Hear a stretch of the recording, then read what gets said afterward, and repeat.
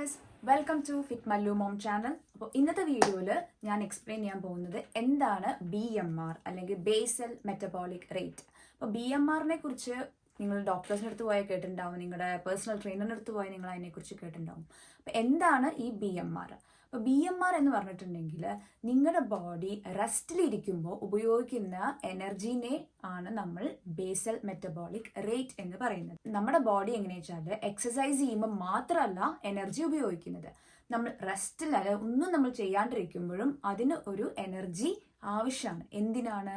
അവർക്ക് basic functions, നമ്മുടെ ബോഡിക്ക് ബേസിക് ഫങ്ഷൻസ് ചെയ്യാൻ വേണ്ടിയിട്ടാണ്.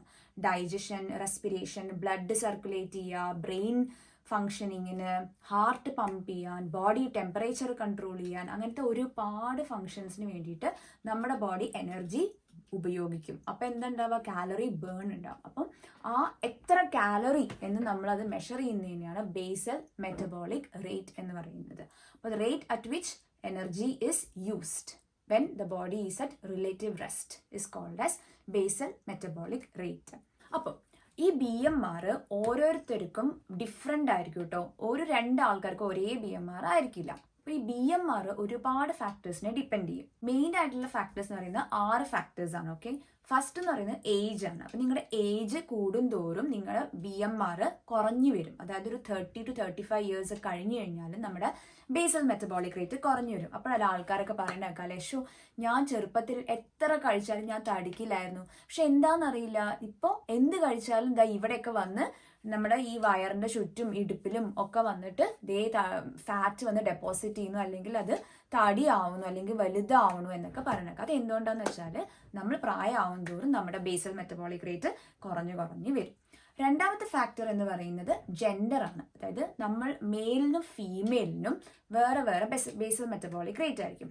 മെയിലിന് കൂടുതൽ ബേസൽ മെറ്റബോളിക് റേറ്റ് ആയിരിക്കും, കാരണം അവർക്ക് കൂടുതൽ മസിൽ മാസ് ഉണ്ടാവും നമ്മളെക്കാളും. അതുകൊണ്ടാണ് അവർക്ക് കൂടുതൽ ബേസൽ മെറ്റബോളിക് റേറ്റ്. പിന്നെ മൂന്നാമത്തെ ഫാക്ടർ എന്ന് പറയുന്നത് ബോഡി കോമ്പോസിഷൻ ആണ്. അതായത് ഒരാളുടെ ബോഡിയിൽ എത്ര മസിൽ മാസ് ഉണ്ട് എന്ന് ഡിപ്പെൻഡ് ചെയ്തിട്ടും ബേസൽ മെറ്റബോളിക് റേറ്റ് മാറും. കൂടുതൽ മസിൽ മാസ് ഉണ്ടെങ്കിൽ അവരുടെ ബേസൽ മെറ്റബോളിക് റേറ്റ് കൂടുതലായിരിക്കും, കുറവാണെങ്കിൽ കുറവായിരിക്കും. അപ്പോൾ അതാണ് മൂന്നാമത്തത്, ബോഡി കോമ്പോസിഷൻ. നാലാമതെന്ന് പറഞ്ഞാൽ ജെനറ്റിക്സ് ആയിരിക്കും. അത് ജീനിന്ന് കിട്ടുന്നതാണ് അവർക്ക്. അപ്പം ചിലവർ എന്ത് കഴിച്ചാലും തടിക്കില്ല, അവർ ഭയങ്കര സ്കിന്നി ആയിട്ടിരിക്കും എന്നൊക്കെ നമ്മൾ കേട്ടിട്ടുണ്ട് അല്ലേ, അല്ലെങ്കിൽ കണ്ടിട്ടുണ്ട് അല്ലേ. അതെന്തുകൊണ്ടാ വെച്ചാൽ അവർക്ക് ജീൻസ് അങ്ങനെയാണ്, അവരുടെ BMR അവരുടെ ഭയങ്കര ഹൈ ആണ്. അതുകൊണ്ട് അവർ എത്ര കഴിച്ചാലും അവർക്കത് ബോഡിയിൽ അവർക്ക് ഫാറ്റ് ഡെപ്പോസിറ്റ് ആയിട്ട് വരില്ല. ഓക്കെ, ഫാറ്റ് അക്യുമുലേഷൻ വളരെ കുറവായിരിക്കും അവർക്ക്.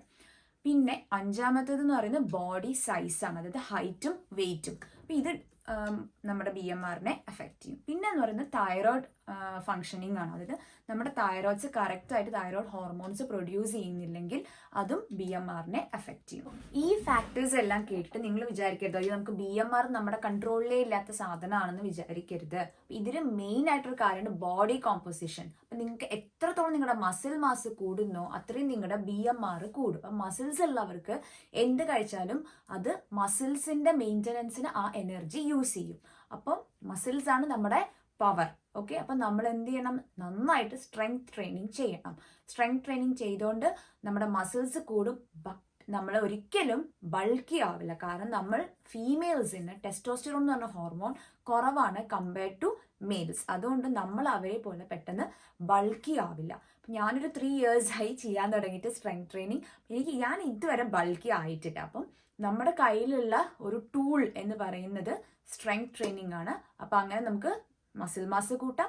അപ്പോൾ ദെയർബൈ നമ്മുടെ BMRും കൂടും. അപ്പോൾ ഏജ് കൂടുന്തോടുള്ള ആ റിഡക്ഷൻ ഉണ്ടല്ലോ BMRന്റെ, അത് നമുക്ക് ഇല്ലാണ്ടാക്കാൻ പറ്റും. ഈ 6 ഫാക്ടേഴ്സ് ആണ് നമ്മുടെ BMRനെ കുറയ്ക്കുകയും കൂട്ടുകയും ചെയ്യുന്നത്. ഓക്കെ, അപ്പോൾ ഒരു ആളുടെ BMR അല്ലെങ്കിൽ എൻ്റെ BMR അറിഞ്ഞിട്ട് എന്താണ് കാര്യം? അപ്പോൾ BMR അറിഞ്ഞിട്ട് ഗുണം എന്താ വെച്ചാൽ നമുക്കൊരു 60 to 70% നമ്മുടെ ഒരു ദിവസത്തെ എനർജി അല്ലെങ്കിൽ കാലറി ബേൺ ചെയ്യുന്നത് ഈ BMR ആയിരുന്നു. ഓക്കെ, ബാക്കിയാണ് നമ്മുടെ ഫിസിക്കൽ ആക്ടിവിറ്റീസ് വേണ്ടി നമ്മൾ എനർജി ബേൺ ചെയ്യുന്നത്, നമ്മുടെ ബോഡി എനർജി ബേൺ ചെയ്യുന്നത്.